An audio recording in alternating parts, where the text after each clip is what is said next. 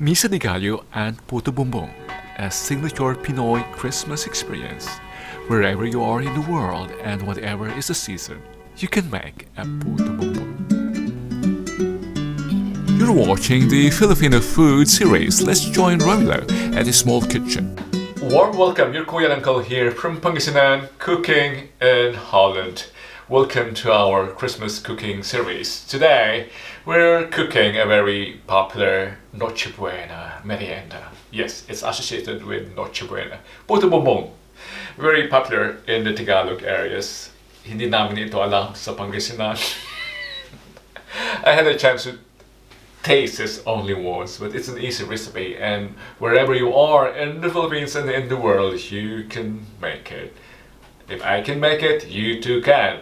Join me and let's make this Puto Bumbong.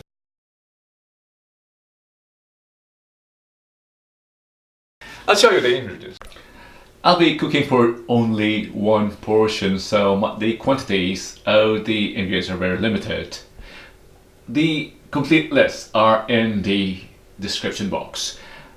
We have here malagkit flour or glutinous rice flour, which is readily available in any Asian grocery. We need just water for the batter, and what I meant was dough. For many butter. People, they just use food color, but I'll be adding real ube flavor. I have here halaya. For the toppings, we need grated semi-mature coconut, cheese, condensed milk, and lots of butter. Of course, don't forget the water. We need a grater and an aluminum foil. A steamer of any kind is also needed for this. Traditionally, this cake is steamed in bamboo tubes like this. Tubes are filled with the galapong with the mixture and are steamed.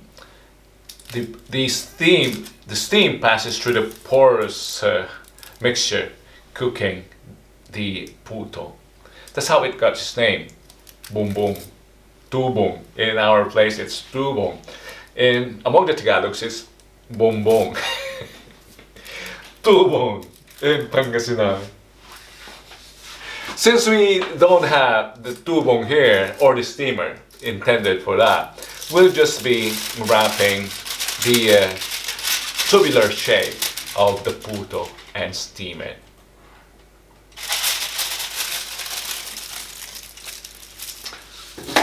Let's start with our preparation. No sugar or coconut milk is needed, just water, believe it or not. Stir it well and make the dough. Let's add this halaya. This is optional for many, they just use food coloring, but I want real food, real color. Just want to enhance it with food color later. I want to economize on my halaya. I'll use it for my future Puto Bumbong. It hardly changed the color, so food color is surely needed.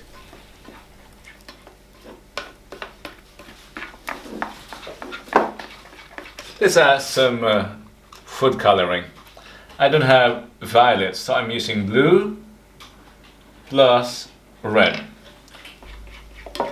It doesn't look nice with the blue, but let's add red to give that violet color. See the effect.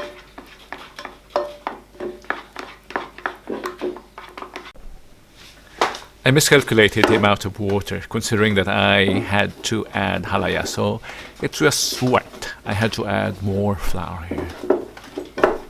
Lessons learned. When working with flour, add water gradually. Notice that it doesn't look violet, it looks like brown instead. But you'll get surprised with the result. Ideally, cakes are puffy. They should be porous. So how do we introduce pores into this tubular cake, into this puto bumbong? By grating it.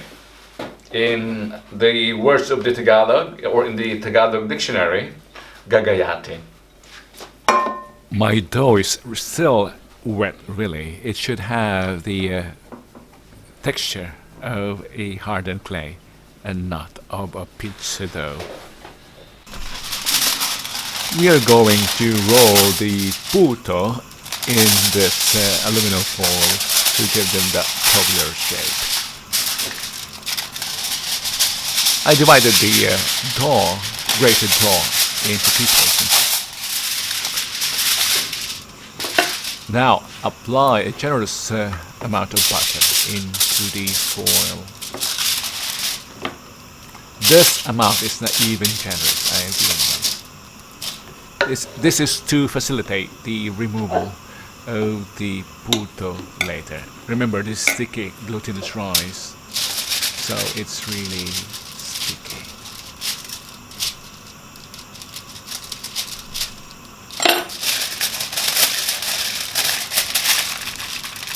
You don't have to press it. It will still expand.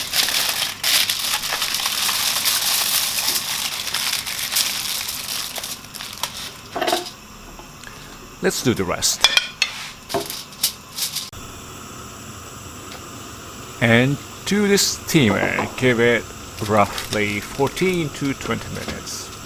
With the size of the puto, it needs at least 14. According to experienced puto makers or steamers.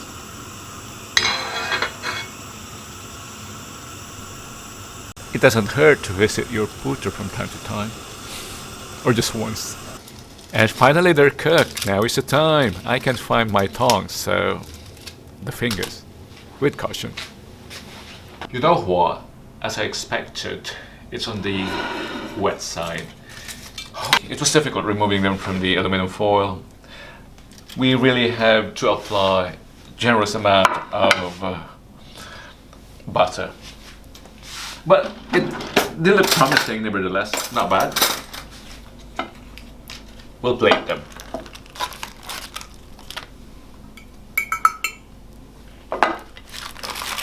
Also notice that they were brown before cooking. Now they're dark violet, almost black. Let's apply the coconut, grated coconut.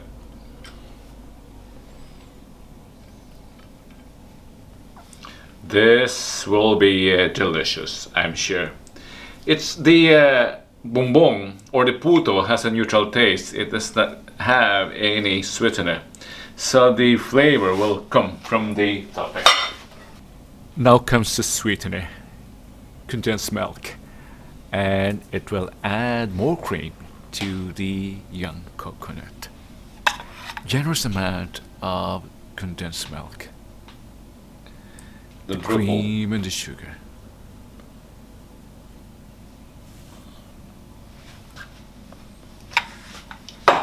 We're not yet finished. We're adding more creaminess by adding grated cheese. The saltiness of the cheese also enhances the flavor further.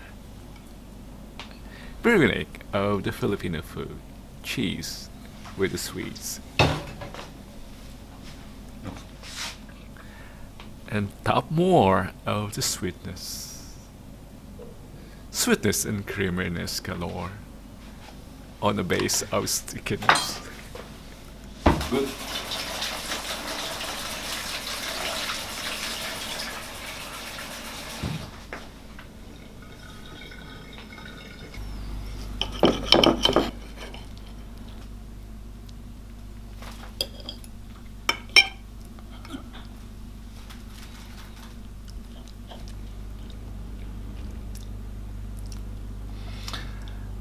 Among the other goodies this Christmas, nothing compares to our puto bumbong, food from the homeland. It was not difficult to make, it was on the wet side, but it tastes good. Kaya rin itong gawin. Enjoy the season Make Puto Bumbong yourself, or don't forget to reserve one piece before you attend the Misa di Gallo. It's not complete without the Puto Bumbong. Wherever you are in the world, I wish you happy holidays. And don't forget to support our effort to showcase our chibo, or our food from the homeland. Like and share. Until next time, your Kuya and Uncle here in Holland, Romila. Diyos siyagbate. Enjoy your Puto Bumbong too. Bye-bye!